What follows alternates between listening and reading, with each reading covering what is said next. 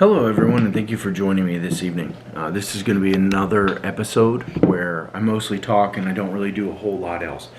And what I wanted to do is I wanted to discuss a kind of a top 5 or top 6 video about handguns that I think any serious gun owner should own, right? So some kind of variant of it, right? Obviously, you don't have to own all of them. I don't think that that's reasonable for anyone to expect to own all of these immediately, but they're weapons that you would find in almost anybody's collection, right? Not necessarily these, but some kind of variant of them. And I'm going to talk about stuff I like about them, stuff I don't like about them, and some kind of pros and cons that I see about owning each one of these weapons, and kind of some things that I hope the factory could do a little bit better. What I think, and kind of how I have fixed some of those issues that I found. So we're going to go ahead and I'm going to just tell you, or rather show you, each one of the weapons we're going to be talking about today. So the first is a Ruger LCP in 380. The next is a HK VP9, the optics ready cut. Then I have a Sig Sauer P229, the Legion. I have a Glock G45 MOS, Smith & Wesson Model 19-4, and a Smith & Wesson Performance Center 357 with a 5-inch barrel and the 8-round cylinder. So we're just going to kind of start here on the right with the Smith & Wesson Model 19. Right, again, it is completely and totally empty. All of these weapons are. Ammunition is not directly present when we're doing these videos, so we can talk about them, and I can kind of show you some things I like. So this one, it is nickel. It's a little flashy, but it is pinned and recessed, so I'm a little bit of a Smith & Wesson fan. I kind of collect them, and this was one I was very happy to add to my collection because they're not very easy to find. It does have the Lou Horton style grips. They are the Smith & Wesson original grips. They have the Smith & Wesson gold medallion in them. It's a very, very comfortable handgun to hold, and it shoots fairly well for having such a short barrel. And this is kind of one of those that I think is in more people's collection than they realize. Something at least similar, right? So a snub nose or a short barrel 357 or 38 special. This just happened to be the one I grabbed for the purpose of the video. Now, what I do like about Smith & Wesson is I like that you push on the cylinder ejector instead of on a Colt where you pull it, or even on a Ruger where you push it down. On a Smith & Wesson you push it forward. For me, it just makes a little bit more sense. I grew up shooting Smith & Wesson, so I am a little bit biased. Now, one of the things that most people do that I do not like is in the movies the flip to get the cylinder back in. You never want to do that. You want to push and then feel it seat. And what that'll do is that'll do two things. So one, if you have a pistol that's very, very rare, very hard to find, or a collector's item, it'll limit the cylinder rotation marks right here. It's never going to stop them if you shoot it, but it will limit how many of them there are and the depth at which it is. This is a lot more prevalent on the blue guns than it is on the nickel guns or the stainless. The other thing is the pin and recess. One thing you can always tell is that's going to add value to your Smith & Wesson. So if you're looking for a collector's weapon, I think these are very high up on the list. They're very sought after because they're hard to find. Smith & Wesson hasn't made these in quite some time. And the pin is, if you look right there, just forward of the cylinder where the barrel goes into the frame, that little bitty pin right there, so that actually pins the barrel. And then recessed is describing the cylinder. So the cartridges, when they sit inside of the cylinder here, they actually sit flush with the back of the cylinder. And one of the things that this will do is, if you do happen to have a primer walk, which if you shoot enough revolvers you will have a primer walk, it gives you a little bit more space before that primer will jam the cylinder inside of a revolver. And everybody says, oh, revolvers guaranteed 6. It's not true. I've walked primers out that it's jammed the pistol so much that it completely and totally took it out of operation until I was able to get the primer at least clear of the cylinder enough so that I could eject the cylinder from the weapon. The other thing that I've done is I've actually managed to get them so dirty from carrying a revolver on the beach that I couldn't eject a cylinder, I couldn't get it to rotate, I couldn't do anything. I had to take it and get it actually like cleaned before we could even get the cylinder out. And while that happened, the pistol was loaded, and it was absolutely immaculate before we went out that day. And then we went out to the beach, the weapon got dirty, and that was pretty much all she wrote. You know, it just wasn't having a good time, wasn't having it, and we had to actually, as much as this hurts me, we had to use brake parts cleaner in order to get everything clean enough to get the cylinder to be able, the cylinder release button to eject the cylinder out. So no mechanical device is infallible, right? Revolvers, autoloaders, nothing. There's not a weapon going that, given enough time, will never fail. So we're just going to kind of move. So the next one's a little bit larger, right? This is Smith & Wesson Performance Center 357. It says 627 PC. And I looked for one of these for a long time. I really wanted one. I really wanted the 5-inch in particular, and it took me about 6 months to find one used. I didn't want to buy one new. Now, some things I don't like about modern revolvers, this is the newest one I own, is they have a cylinder lock. So when you hear somebody talking about they have a pre-lock Smith & Wesson for sale, what they mean is, if you look right there, when you purchase these, they come with a lock that will actually go in, and it will lock the trigger mechanism, the hammer, and the cylinder. It will not allow you to eject the cylinder. It will not allow you to rotate. Now, if you have children, this makes these revolvers very safe, because it's essentially a paperweight loaded with 357 Magnum, and unless you unlock it, the pistol's not going to do anything. So if you have children, I think that this would be a very viable option, especially if you are in a position where you can't afford a gun safe. And I know there are going to be people out there that say, well, if you can't afford to secure your weapon, you shouldn't own it. Okay, well, if your option is own a handgun that has a lock on it, and that is how you secure it, is in a case where you have children, or don't own a weapon, I think that that's a responsible decision, is to lock it up. And I don't mean, if when you go to bed, right, you should probably leave it unlocked so that you can use it when you're asleep. If something happens, something goes bump in the night, you have to be able to pick it up and use it.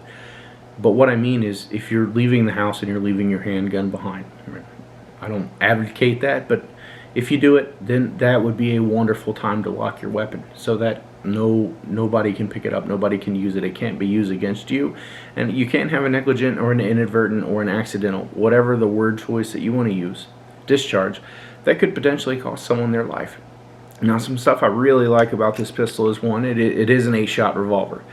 It's on a much larger frame than the Model 19. So it's a little bit heftier. It's got a little bit more girth to it. I'm a fairly large individual. I'm about 6'5", 265 pounds. So I got some big old meaty paws. And what I found is I can really grab this well. The 357 is not an extraordinarily recoiling round. However, it does have a little bit of oomph to it, and I think the extra weight of this, the extra barrel length, Smith & Wesson did an absolutely phenomenal job when they designed this handgun in particular as a revolver. And I think as far as revolvers go, this one is very high up on how advanced it is and how functional and practical it is, at least for being a revolver. And if you want speed loaders, I use Speed Bees reloaders. They're competition, not necessarily great for carry because they have a tendency to let some of the rounds drop out, but they really work well, and they're very easy to use. They're very intuitive. They don't really get in the way when you go to eject your cylinder and then you give it your smack or whatever, you give it your smack. And then you tip it down, push it in, and then in order to release the Speed Bees, all you do is push, and it pushes them through a spring and allows them to seat. And then when you close it, the speed loader will fall away and you are right back in action with your revolver. I think revolvers have a wonderful place. So again, I said I would talk about when each one would be carried. So I think this would be something, if you're not comfortable with an autoloader, if you grew up shooting a revolver and you're looking for something new, or you're looking for just something very simple, very user friendly, maybe has a little bit more powder. You know, you're looking for more of a utilitarian revolver where you can hunt with it. This would be a very easy weapon to deer hunt with. It's very accurate. You know, I shoot this thing very well out to 55 or 60 yards. And no issues whatsoever.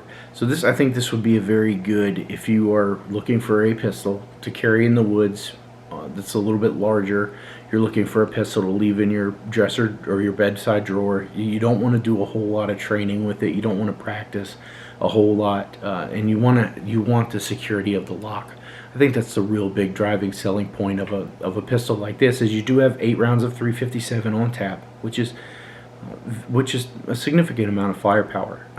I'm a big fan of auto-loading pistols. I'm not going to make anything up or make any statements, but having the lock is really where I think something like this is going to come leaps and bounds ahead. Is if you're in an environment where you can only have one gun, it has to do a multitude of functions, and it has to be able to be locked and be safe, because maybe you have small children and they haven't had training, or you don't feel comfortable training them, and you just don't want the weapon to be used inadvertently by somebody who it's not supposed to.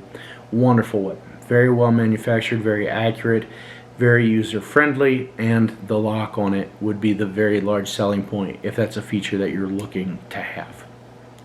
Now, I didn't really talk about why I would say that something like this, a 6-shot revolver, is where its place comes. So where I think these come are, they are very easy to shoot out of a pocket. So if you're sliding these into a coat pocket while you're going for a walk, or maybe you're going outside for a smoke, it doesn't take a whole lot to keep this on you, to keep it next to you, or to make it work. I mean, to use it in your pocket is as simple as pulling the hammer back and squeezing the trigger, or just pointing and shooting and firing around in your pocket. Now, if you're going to do that, I would say get one with a shrouded it's a piece of metal that comes down along the side, and less of the hammer is protruded, less likely for something to get in the way. Now, again, this isn't an infallible plan for carrying, and if you're going to do it, again, just like everything else, I really recommend you practice.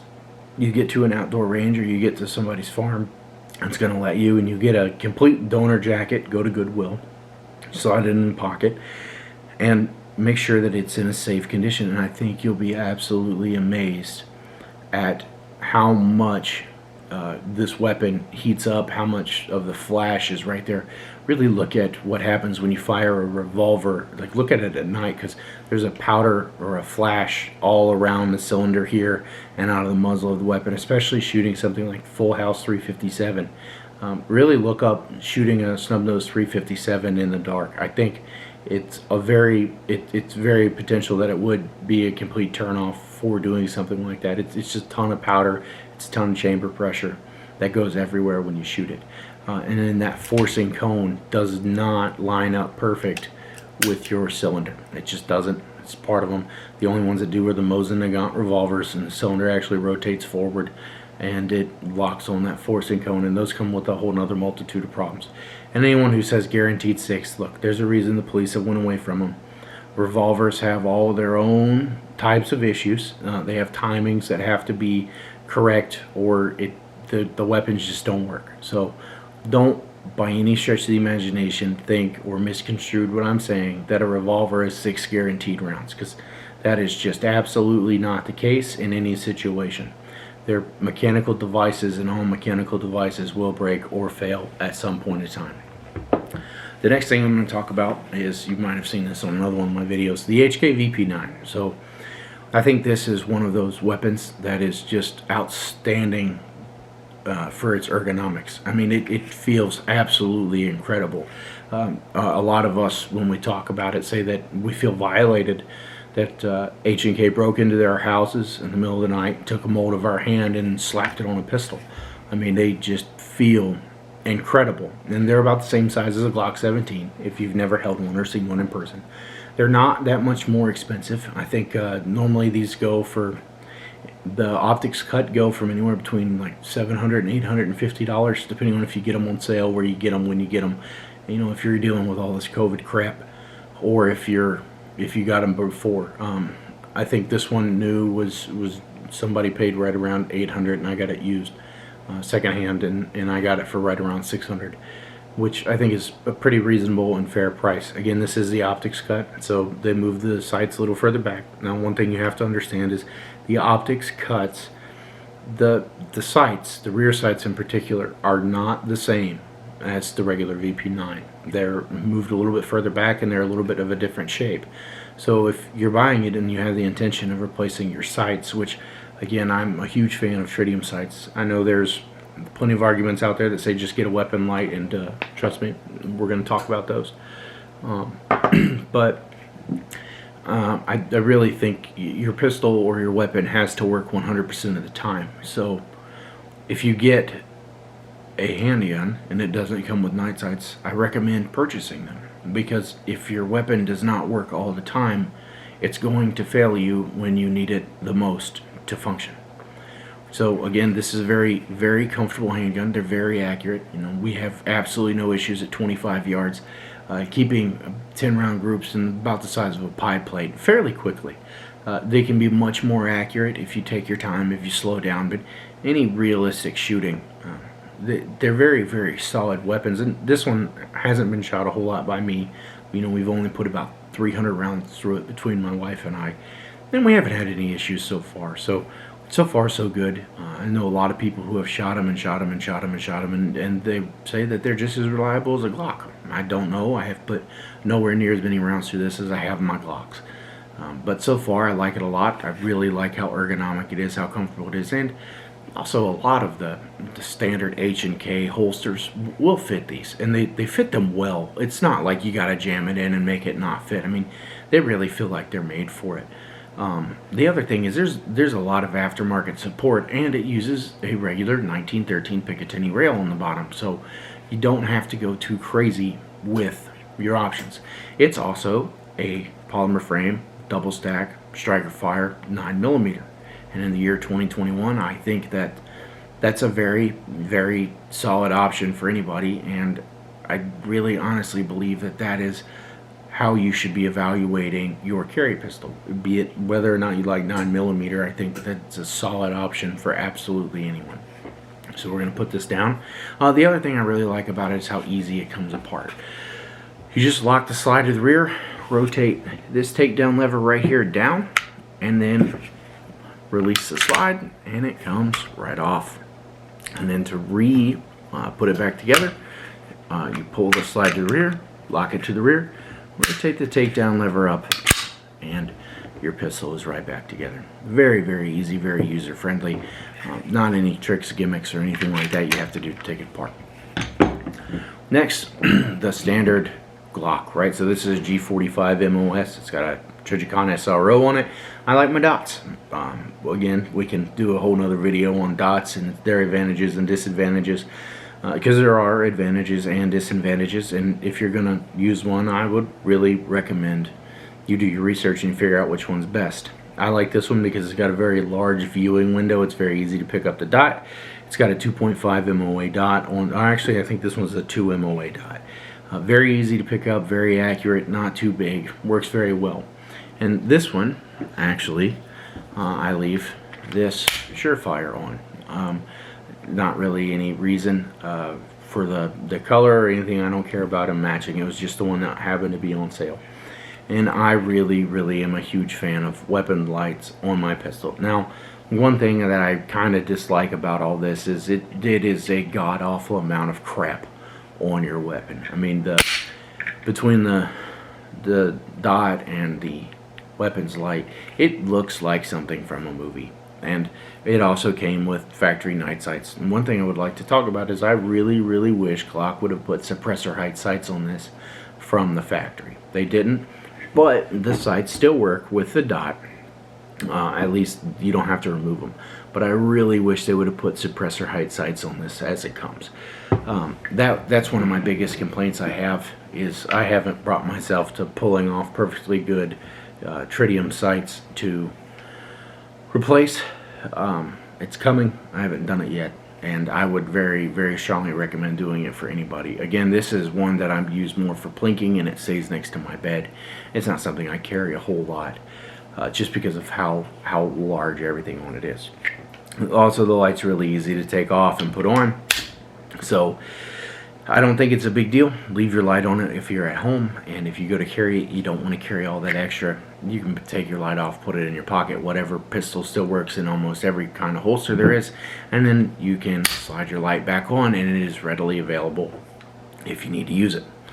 It's no different than carrying, if everyone says to carry a flashlight, well, this works the exact same as a flashlight. It has a little bit shorter of a battery life, not that much. Again, you don't use this in lieu of a flashlight around your house. Your weapons lights and your carry flashlights are used as weapons lights and carry flashlights, not to go flip breakers. I have flashlights designated at the house that I use for normal flashlight stuff, and then I have my flashlights that I use when things go bump in the night or when everything goes to crap. Please don't mix those two up. And I think that's really all I have to say about that one. Next, I have a Sig Sauer P229 Legion. It's a really popular handgun, has been really popular for a long time. This is a newer rendition of it. So again, the Sig comes down the same way as the VP9. It's just it's a steel frame with a hammer, right? And I'm a huge fan of this pistol. Actually, it really shoots well. Sig did a great job with the sights. It's a very pretty handgun. I mean, it really is. It's you know, it's Cerakoted green, it's OD green. The hammers, the trigger pull is very good on it. It's not bad at all. And I actually have I've had a ton of just great luck shooting this pistol, and everybody that shot it agrees that it's just an absolutely phenomenal shooting pistol. And this is the only really true compact pistol I'm going to be talking about. So if you have to have a hammer fire pistol, I really think that this is the one I would recommend. This one or a Beretta M9A3, but I happen to like this one a little bit more than the Beretta. It's a little bit smaller. It's very easy to carry. It's very shooter friendly, very user friendly. I like this one a lot more than the P226. I think the P226 is very large, and this one is yet again another one of the pistols that I carry with a light, and I have a holster that's set up, and that's how this pistol normally stays. And then when I want to go shoot it or carry it, I pull the light off and it's fine. But this is how this pistol stays with the light on it. Obviously it protrudes a little bit. You can see that there are in fact powder marks that will not come off of the light, and that's completely okay. I'm not really that worried about it. It still functions just fine as a weapons light, and the pistol still functions just fine. So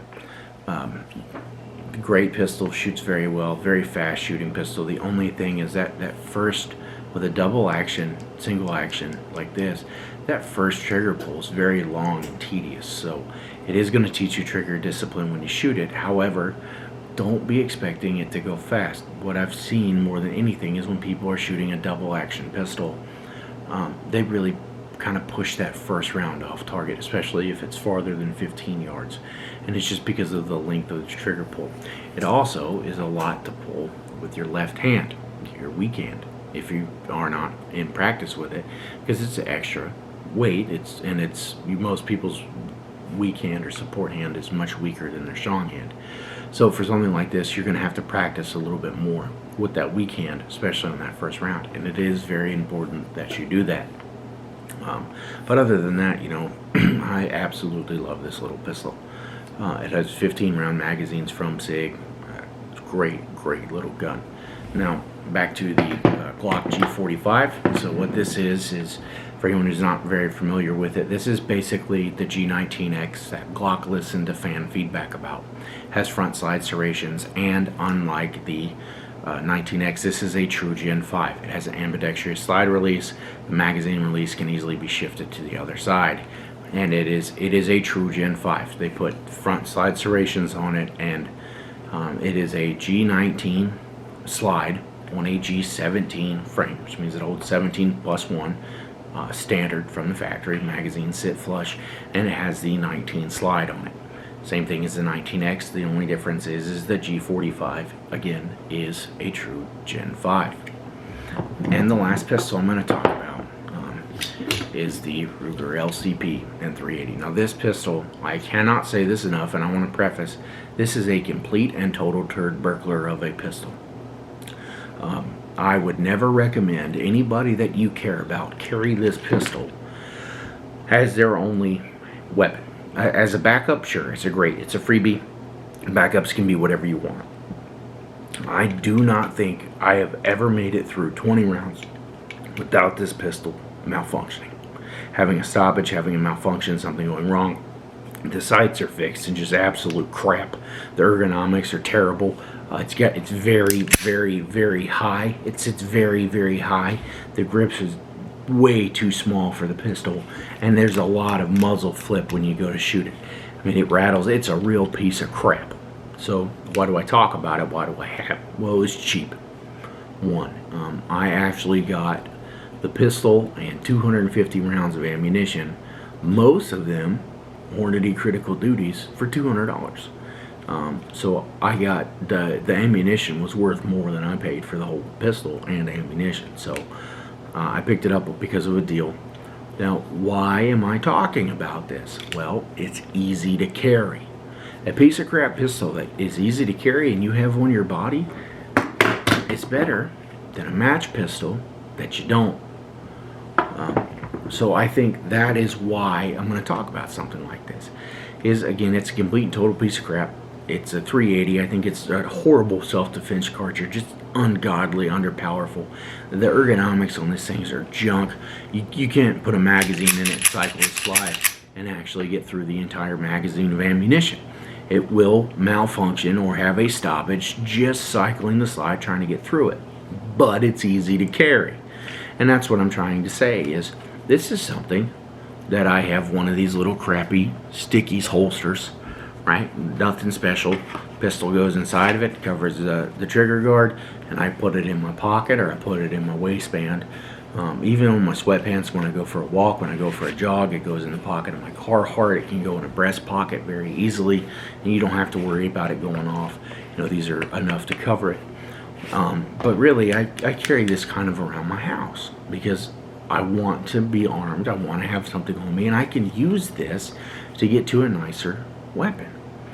But you gotta have it on you.